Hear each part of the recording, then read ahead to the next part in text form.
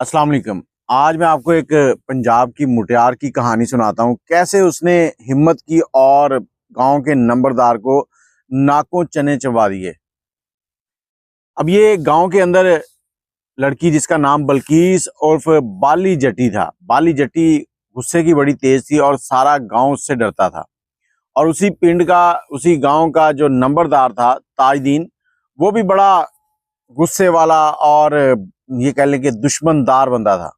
उससे भी पूरा गांव डरता था। अब नंबरदार था, गांव डरता था। और ये पूरे का पूरा गांव जो था ना, ये जट बरादरी का था। जट बरादरी कहते हैं कि जब कुछ पास ना हो तो लूटने लग जाती है, जब कुछ पास हो तो कूटने लग जाती है, मारने लग जाती है। पंजाबी में अगर कहूं तो जट कोल कुछ ना होवे तो लुटन लग जाता, जे कुछ होवे तो कुटन लग जाता। अब बाली जट्टी के ऊपर नंबरदार की जो थी नजर गंदी थी। नंबरदार अक्सर उसके घर के पास से गुजरता, ट्रैक्टर था नंबरदार के पास, और ट्रैक्टर पर अजीबो गरीब गंदे गंदे गाने लगा के जाता। बाली जट्टी और उसके घर वाले बड़े परेशान थे। नंबरदार एक दिन शराब के नशे में टुन होके गली में से गुजर रहा था तो बाली जट्टी भी सामने से आ रही थी।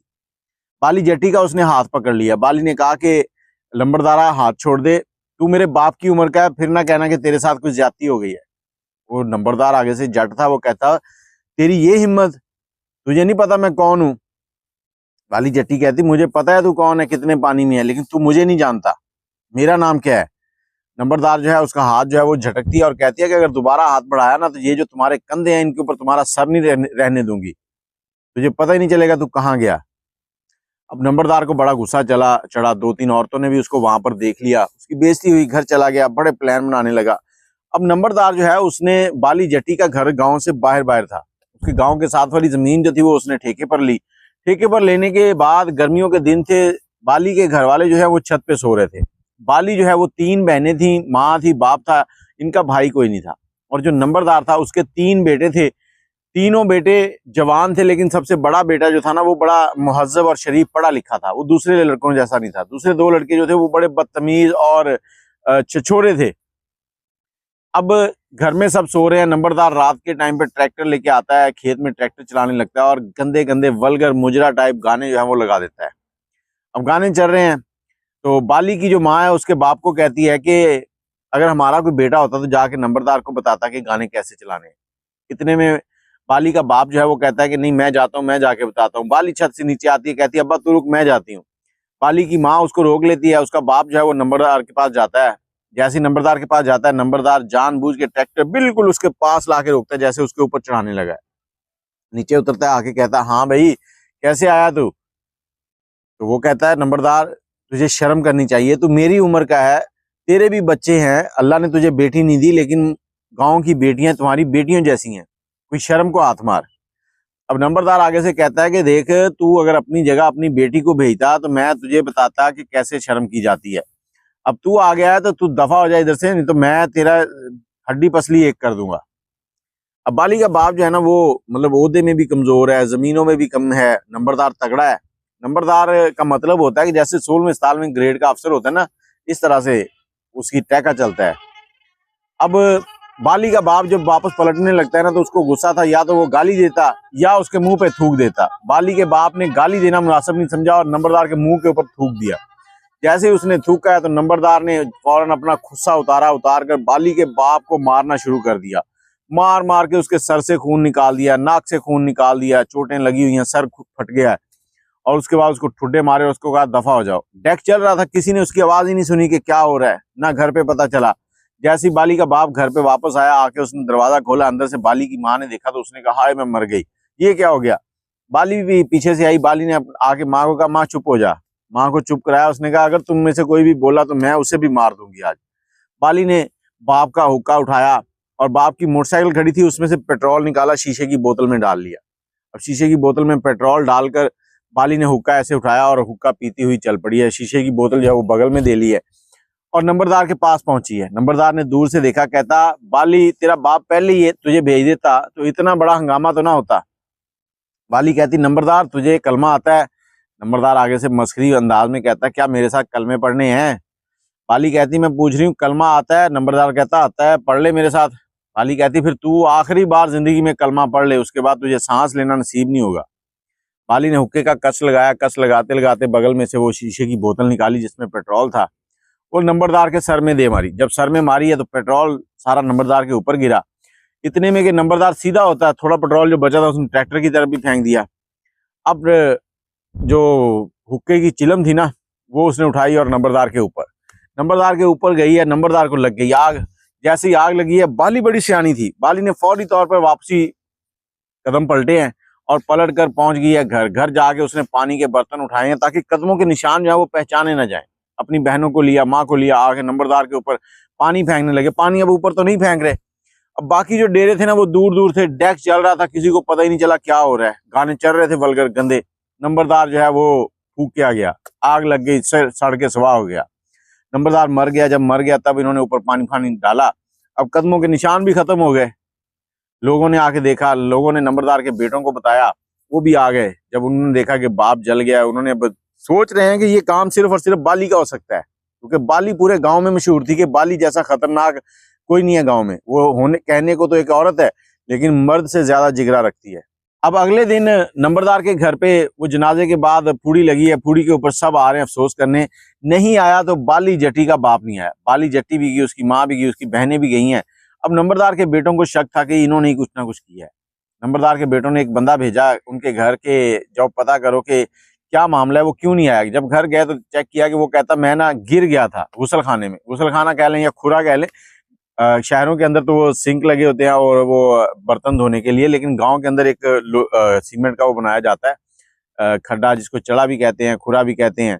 उसके अंदर बर्तन धोते हैं। वो कहता मैं उसमें से स्लिप हो गया था, नीचे गिर गया, चोटें लगी, इसलिए नहीं आ सका। अब नंबरदार के बेटों को यकीन हो गया कि किया इन्होंने ही है। अब बदला कैसे लेना है। नंबरदार का बड़ा बेटा जो है वो उनको समझाता है, देखो तुम लोग खाम खा में उल्टा सीधा सोच रहे हो, ऐसी कोई बात नहीं हो सकती है। जब हमें पता ही नहीं है किसने किया है, आग कैसे लगी है, कौन अब्बे को फूक गया है, तो क्यों किसी के ऊपर इल्जाम लगाए। वो कहते नहीं, हो ना हो बाली जट्टी का काम है। अब बाली जट्टी, उसको इन्होंने इंतकाम लेना था। अब इंतकाम कैसे लें। नंबरदार के बेटे थोड़ा इंतजार करते हैं कि अम्मा की इद्दत जो है वो पूरी हो जाए, उसके बाद बाली जट्टी के घर रिश्ता भेजेंगे। उसके बाद बाली जट्टी जो है ना, उसको घर पे लाएंगे, उसको रुसवा करेंगे, उसको तलाक देंगे, फिर उसके बाद उसके साथ ज्यादती करेंगे और उसको गांव के अंदर रुसवा करेंगे। हम अपना बदला लेंगे, उसके बाद उसको जलाएंगे। अब बड़ा बेटा उनको बहुत मना करता है, लेकिन ये रिश्ते के लिए जो बचोला होता है उसको भेजते हैं। बचोला उनके घर जाता है, बाली के बाप को जो बात बताता है। उसके बाद बाली जो है वो सुन रही थी। बाली ने एक डंडा उठाया कि नंबरदारों की ये हिम्मत, बाप के कातल तो पकड़ नहीं सके, मेरे लिए रिश्ता भेज रहे हैं। वो बचोले को मारती हुई गलियों में से वो मस्जिद तक छोड़ के आती है। मस्जिद तक छोड़ने के पूरे गांव ने ये शोर शराबा सुना कि ये नंबरदार के बेटों ने रिश्ता भेजा था। बाली ने आगे से इनकार कर दिया और इनको भगा दिया। अब नंबरदार के बेटों की इज्जत का मसला भी बन गया कि हम नंबरदार हैं, हमें इनकार कर दिया, और वो भी इस तरह रुसवा करके इनकार किया गांव के अंदर।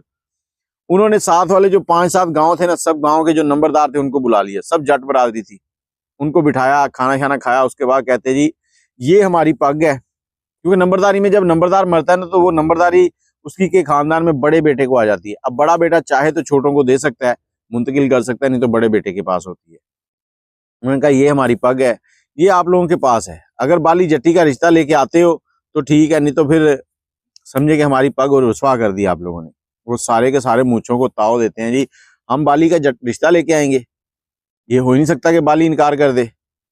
अब वो सारे के सारे निकलते हैं, बाली के घर पहुंचते हैं। बाली के घर पहुंचकर उसके बाप के पास जाते हैं।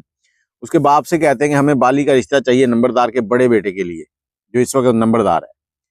तो बाली का बाप कहता है कि देखें मैं कौन होता हूँ हाँ या ना करने वाला, बेटी है मेरी, उसकी मर्जी, जैसे वो चाहेगी वैसे हो जाएगा। तो बेटी को बुलाता है, बेटी आती है। बेटी कहती है जी चाचा जी आप सब मेरे बाप चाचा ताया सारे ही हो, तो आप लोगों की इज्जत मेरी इज्जत है, मैं आपको कैसे रुसवा कर सकती हूँ। मेरी तरफ से हाँ है, लेकिन मेरी 2-3 शर्तें हैं। अब आप लोगों में से किसी में इतनी हिम्मत नहीं है कि मेरी शर्त को मान सके। अब कहते हैं कि हम नंबरदार हैं, हम मूंछों को ताव देते हैं, दिखाते हैं चतुराहट अपनी कि हम कैसे नहीं मानेंगे, शर्त कोई भी हो। बाली कहती सोच लो, कहते सोच लिया। बाली कहती है जी देखें मेरी निकाह, इधर निकाह होगा, इधर गांव की नंबरदारी जो है वो मेरे नाम होगी। वो परेशान हो गए कि नंबरदारी कैसे इसको दे दें। बाली कहती है कि कानून है कि जब मैं उसके निकाह में चली जाऊंगी वो नंबरदारी मुझे दे सकता है। अच्छा ठीक हो गया जी। वो जाते हैं, उनको बताते हैं, वो परेशान। उधर से वो फिर बाली का पैगाम भी होता है कि नंबरदारी इन्हीं के घर में रहनी, मैं इनकी बहू हूँ, मेरी जो औलाद होगी वो इन्हीं का बेटा होगा, उसको नंबरदारी मिल जाएगी। और वो हाँ कर देते हैं। बाली कहती है अब दूसरी शर्त कि अगर मेरे किसी भी औलाद होने से पहले मुझे कुछ हो जाता है, ये नंबरदारी मेरे बाप को आएगी, ये भी लिख के देना पड़ेगा। सारे परेशान हैं, लेकिन नंबरदार के जो दो बेटे छोटे वाले थे ना, वो बड़े कमीने थे। उनको यही था कि बाप का बदला लेना है बाली से। बड़ा बेटा उनको समझा रहा था कि समझ जाओ, होश के नाखन लो, ऐसे ही फजूल काम नहीं करते, लेकिन वो नहीं मान रहे थे। अब बाली की दूसरी शर्त भी उन्होंने मान ली। अब बाली ने कहा कि मेरी तीसरी और आखिरी शर्त। कहते जी बताएं आखिरी शर्त। बाली ने कहा कि निकाह आज ही होगा, नंबरदारी भी आज ही तब्दील होगी, लेकिन रुखसती जो है ना, वो जो हमारे गांव में मेला लगता है 3 महीने के बाद, वो मेला लगना है बड़ा, उस मेले पे होगी, ताकि पूरे पिंड को पता लगे, पूरे इलाके को पता लगे कि आज बाली की शादी है, बाली की रुखसती हो रही है। ये शर्त जो थी नंबरदार के बेटों ने हंसी हंसी कबूल कर ली। उन्होंने कहा जी शो उस वक्त लोग भी जमा होंगे और फिर हम इसको जलाएंगे ना जब, तो फिर सारा जमाना देखेगा कि बाली जल गई है। निकाह हो गया, नंबरदारी बाली को मिल गई। बाली ने दीवारों के ऊपर गांव के अंदर लिखवा दिया, बल्कीस जट्टी और बाली गांव की नंबरदार है। गांव के जो लोग थे वो नंबरदार के बेटों के ऊपर थू थू करने लगे कि कैसे इनको उल्लू बना दिया बाली ने, नंबरदारी भी दे दी है। लेकिन ये सिर्फ अपने अना के चक्कर में कि हमने बाली को जलाना है, उसी चक्कर में लगे हुए थे। एक दिन दोनों छोटे बेटे और उनके दोस्त जो थे ना, वो घर में बैठे हुए खाना खा रहे हैं और आपस में बातें कर रहे हैं कि बाली के साथ इंतकाम कैसे लेना है, बाली को कैसे जलाना है। और इनकी माँ जो है वो सारी बातें सुन लेती है। बड़ा बेटा उसमें शामिल नहीं था, क्योंकि वो एक मुहज्जब बाइखलाक लड़का था, लोगों के मसाइल को समझने वाला। वो इनको हर वक्त मना ही करता था इन चीज़ों से, लेकिन मजबूर हो जाता था जब बाप का नाम लेते थे, उसको इमोशनल ब्लैकमेल करते थे। अब बाली की जो सास थी, उसने जब ये सारी बातें सुनी तो उसने बाली को पैगाम भेजा कि मुझे मिले आके। बाली उसको मिलने गई। उसने कहा बेटी देख, तू मेरी बेटियों जैसी है और मुझे भी अंदाजा है कि मेरा शौहर जो है वो कैसा था। अगर तूने उसको जलाया तो मुझे कोई दुख नहीं है, क्योंकि उसने काम ही ऐसा किया होगा। लेकिन अब नंबर जारी जाती है तो जाए, लेकिन मैं तुझे बताना चाहती हूँ कि मेरे दोनों छोटे बेटे अपने दोस्तों के साथ मिलके प्लान बना रहे हैं कि मेले वाले दिन तुझे आग लगाएंगे, ये तेरे साथ बदकारी करेंगे, सब कुछ करेंगे। बाली कहती है माँ जी परेशान ना हो, इसका भी हल ऊपर वाली जात निकालेगी। कहते हैं कि एक प्लान हम बनाते हैं, एक ऊपर प्लान बनता है, चलता वही है जो ऊपर बनता है, बस आप इंतजार करें। अब मेले वाले दिन इन्होंने रुखसती होनी थी। रुखसती के से पहले इन्होंने ना क्या किया कि जिस घर में वो सारा सेटअप लगाया था शादी का, जिस कमरे में बाली ने जाना था, उसके ऊपर से जो छत के बाले थे ना, जो छतीर और सिरकियां डाली होती, उनको नरम किया होता है। वहां से थोड़ी जगह बनाई होती है कि जैसे ही अंदर जाएंगे, अंदर पेट्रोल डाल के आग लगा देंगे ताकि ये अंदर ही जल जाए। शराब पीते हैं, मुजरा होता है, सारे काम चलते हैं। अब शराब में सब के सब टुन है।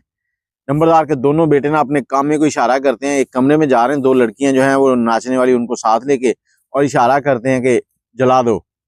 अब वो जो कामा था वो भी टुन था, उसको समझ आई कि ये कह रहे हैं कि इस कमरे में आग डाल दो। वो आया छत से आके, उसने उसी कमरे के अंदर पेट्रोल डाला और आग लगा दी। नंबरदार के दोनों बेटे और लड़कियां दोनों ही अंदर चीखें मार मार के जल गए। बाली फिर बच गई। अब ये कहानी आपको इसलिए सुनाई है कि बुरे काम का बुरा नतीजा होता है। जब आप दूसरों के लिए गड़ा खोदते हैं ना, उस गड़े में कभी ना कभी आप भी गिर सकते हैं। बाली जट्टी, जिसको पहले नंबरदार ने रुसवा करना चाहा, फिर नंबरदार के बेटों ने रुसवा करना चाहा, लेकिन खुद इस दुनिया से रुखसत हो गए। ये कहानी एक गांव की है और ये थोड़ा मतलब 25-30 साल पीछे चले जाएं उस वक्त की है, लेकिन सच्ची कहानी है। अब गांव का नाम मैं आपके साथ शेयर नहीं करना चाहता, क्योंकि बहुत सारे मामलात होते हैं।